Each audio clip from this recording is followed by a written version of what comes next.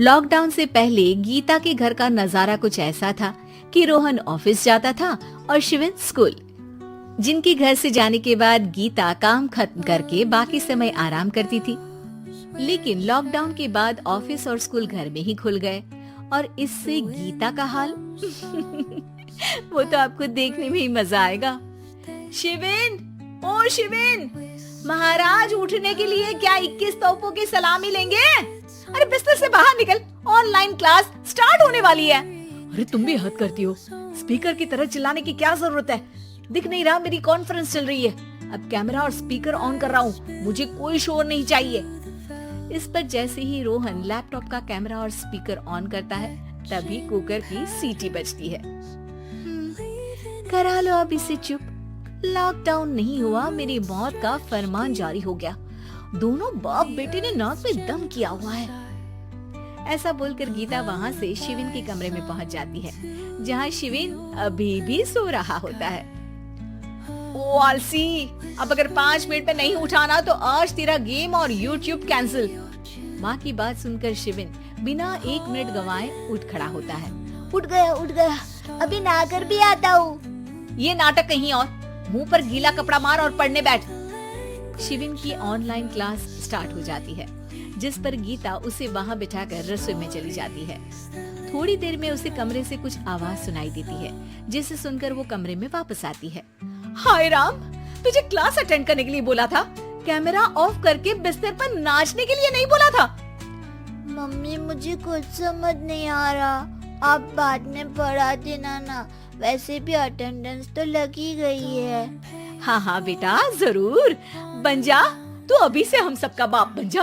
अरे नहीं मतलब कहाँ से लाते हो इतना दिमाग, और पढ़ाई करते हुए ये चला कहाँ जाता है? नाइस क्वेश्चन, दिमाग से पूछकर बता दूंगा। शिविन की बातों से परेशान होकर गीता उसे मारने के लिए जैसे ही आगे बढ़ती है तभी वो कमरे से बाहर भाग जाता है। अब शिविन आगे और गीता हाथ में चप्पल पकड़े उसके पीछे पीछे पूरे घर में दोनों घूम रहे होते हैं। इसी बीच वो रोहन के पास पहुंच जाता है और शिविन को मारने वाली चप्पल रोहन के लैपटॉप पर जाकर गिरती है। ओए माँ! मम्मी, अब पापा को चप्पल मार रही हो? वो आज तक के रिपोर्टर, चुपचाप जाकर क्लास अटेंड कर ले, नहीं तो अगली तेरे पीछे लगेगी। इस पर शिविन वहाँ से चला जाता है, जिसके बाद रोहन गीता से कहता है, इस सर्कस के लिए कुछ बोलना चाहोगी? अरे क्या करूं, जब से तुम दोनों घर में रहने लगे हो, घर अपने आप ही सर्कस बन गया है और मैं तुम्हारी नौकर। कभी बेटी को संभालो तो कभी बाप के नखरे उठाओ। इन्हीं सब उथल पुथल में दिन बीतते रहते हैं, जिसमें हर रोज घर के अंदर कुछ नया सियप्पा खड़ा मिलता है, जो ज्यादातर शिविन और रोहन के ऑनलाइन स्कूल और ऑफिस से रिलेटेड ही होता है। एक सुबह, शिविन चल उठ, आज की क्लास जल्दी है। कैमरा ऑफ करके आप अटेंड कर लो। अरे ऐसे छित्तर पड़ेंगे, दादी नानी सब एक साथ याद आ जाएंगी। गीता की लाख मशक्कतों के बाद क्लास तो खत्म हो जाती है, लेकिन उसके बाद शिविन फोन इस्तेमाल करते हुए इंस्टाग्राम रील बनाने लगता है। रसोड़े में कौन था? तुम थी, मैं थी, कौन था? हाँ, मैं गरीब हूँ। अरे ओ गरीब के बेटे, आजा, मैं बनाती हूँ तुझे गरीब। मैं बताती हूँ रसोड़े में कौन था। पढ़ाई करने बोलो तो इनकी माँ मर जाती है और ये पागलपंतियाँ जितनी मर्जी करा लो। गीता शिविन को डांट रही होती है, तभी रोहन बीच में बोल पड़ता है। अरे बच्चा ही तो है, इतना गुस्सा क्यों कर रही हो? बेटे का साथ देने की इसी एक कोशिश में अब शिविन के साथ साथ रोहन भी गीता के गुस्से की सूली पर चढ़ जाता है। अगर बेटे पर इतना ही प्यार आ रहा है तो इसे क्लास अटेंड क्यों नहीं कराते? इसका होमवर्क क्यों नहीं कराते? उस समय तो बहुत जल्दी मीटिंग आ जाती है, वो काम मैं करूं और यहाँ इस बेफिजूली की चीज में तरफदारी करके बन जाओ महान।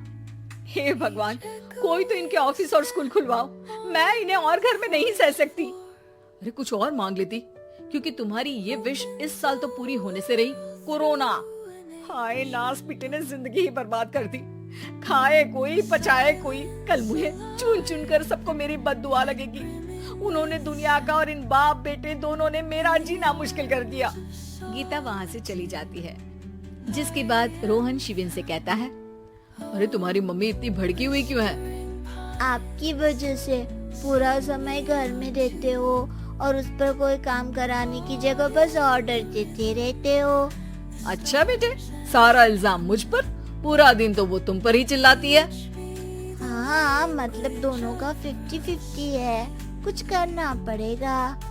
वो कहते ना, make the best out of worst. I have an idea. वैसे तुम्हारी माँ सही कहती है, बहुत जुबान चलाने लगे हो, कम बोला करो। अगली सुबह रोहन और शिविन अपनी गलती को सुधारने के लिए गीता के उठने से पहले घर का आधा काम खत्म कर देते हैं, जिसे देखकर गीता खुश हो जाती है और फिर बाकी बचा काम वो तीनों मिलकर पूरा कर लेते हैं। जिसके बाद अब वो सब मिल बांट कर हर काम में एक दूसरे की मदद करते हुए लॉकडाउन का मजा लेने लगते हैं।